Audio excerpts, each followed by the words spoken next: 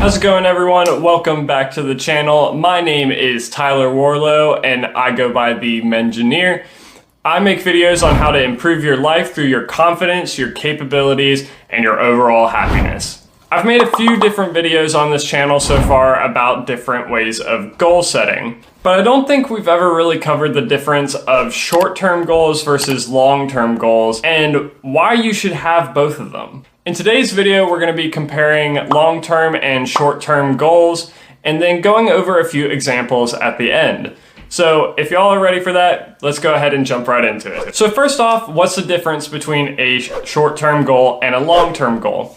Well, a short-term goal is just what it sounds like. It's for the short term. This can be a day, a week, a month, or even a year, but it's supposed to be something that's in the near future. A lot of times, short-term goals are actually used as the stepping stones for longer-term goals. So now switching over to long-term goals are those goals that may take several years to complete. They tend to be a little bit more strategic-minded and less specific, and you'll typically want to set up plans to help you achieve those long-term goals. A lot of times you'll want to set your long-term goals to be kind of lofty and then try to find a way to get there. In my personal opinion, in terms of long-term goals, you want to dream big and be flexible. At the core of both of these goals is that they are strategic in some form. A long-term goal is more broadly strategic in the sense of that you're going to have to make actionable changes to whatever it is that you're doing to guide you down this longer path of reaching that goal. A lot of times, long-term goals are going to test your motivations, your patience, and your willingness to overcome obstacles along the way. A lot of times people don't finish their long-term goals because they give up before they ever get close to achieving them. But that's going to be what sets apart the real achievers from the rest.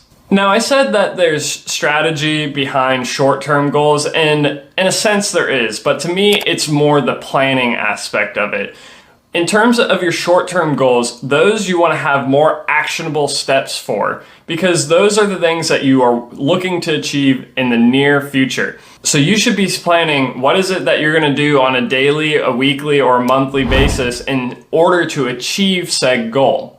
Now, something that's commonly talked about is, well, how many different goals should I have? I've spoken in the past that you don't want to have too many goals because you risk burning yourself out and demotivating yourself before you even get close to achieving all of them. Now, I still hold this same advice when it comes to long-term goals. Long-term goals, you really want to have 2 or 3 different goals, and you want to focus on those, and have your short-term goals focus on guiding yourself towards those longer-term goals. Now, when it comes to your short-term goals, just due to the shorter nature of them and how quickly you might be able to achieve them, you can have a few more of them compared to the long-term goals, especially if you have daily or weekly goals. Obviously, those are going to have a pretty quick turnaround overall, so you can develop more of them. But again, just be careful that you don't start just making a whole bunch of goals, some that are completely unrealistic, and then demotivating yourself when you start not being able to hit them because you have so many. Short-term goals overall should be a little bit easier to achieve because they're meant to break things down into more actionable steps. So focus on making your short-term goals more achievable, as I talked about in my video where I talk about making a traditional SMART goal. If this video has been helpful or informational to you at all so far, please don't forget to leave a like and subscribe. It really helps out the channel, and it helps the channel to reach other people who might not have heard this information before. But now that we've got that covered, let's continue with the rest of the video. Well, now we're going to cover a few examples of the different types of goals. So first off, we're going to cover some short-term goals, and I first want to start off with a career-centered one. A good short-term goal example for your career is to try learning a new skill. For example, when I first started at my previous job, I didn't have a whole lot of knowledge of coding. However, this was a pretty integral part of the project that I was working on. So I made it a personal goal to learn how to code in ladder logic.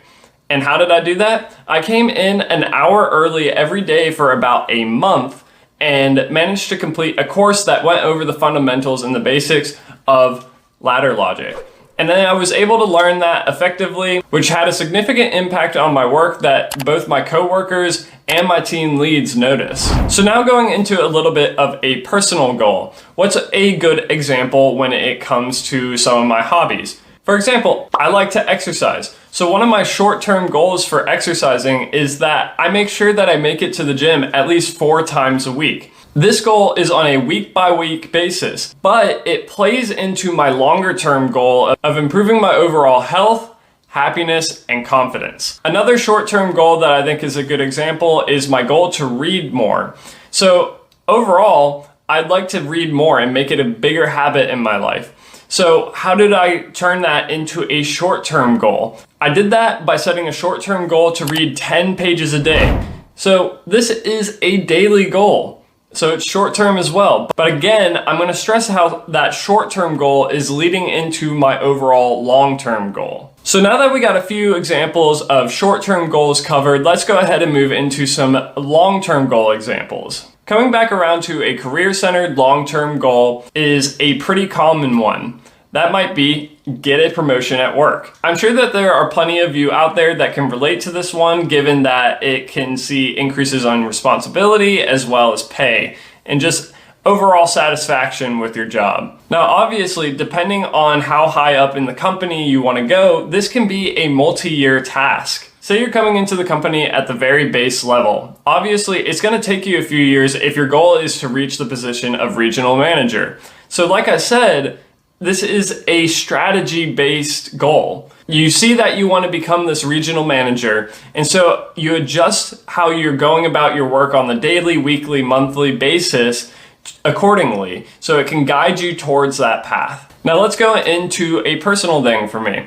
A personal goal of mine is to kind of start my own side gig. This is kind of what YouTube is for me. It gives me an opportunity to practice my hobbies and also have something where I get to teach others. This is something that brings me a lot of enjoyment personally, and so I kind of consider it a business. This again is a long-term goal in my opinion, because while I may have started this side gig already, it is something that is continuously growing and evolving. It's adapting, which is another point that I wanted to talk about in terms of long-term goals.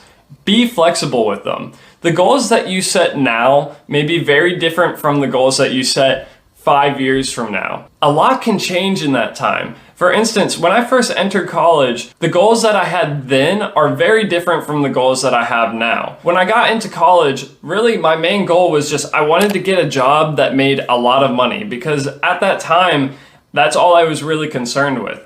But now my overall long-term goal is I want to have a job that I make enough money, but I also will never have to miss one of my kids' events in the future. So more succinctly, being able to balance my life and my work. A lot changed while I was in college, so be flexible with these long-term goals. You can't expect yourself to stay rigid about these ideas that you had over the course of several years. Alright guys, that's going to bring us to the end of the video. If you made it this far, thank you so much for watching. I appreciate you so much.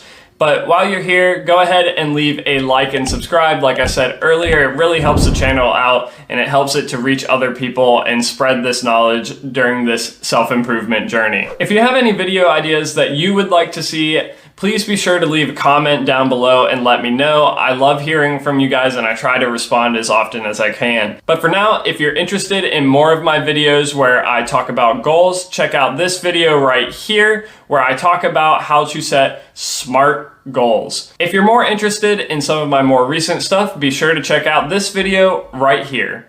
But until the next video, this is the Mengineer signing off.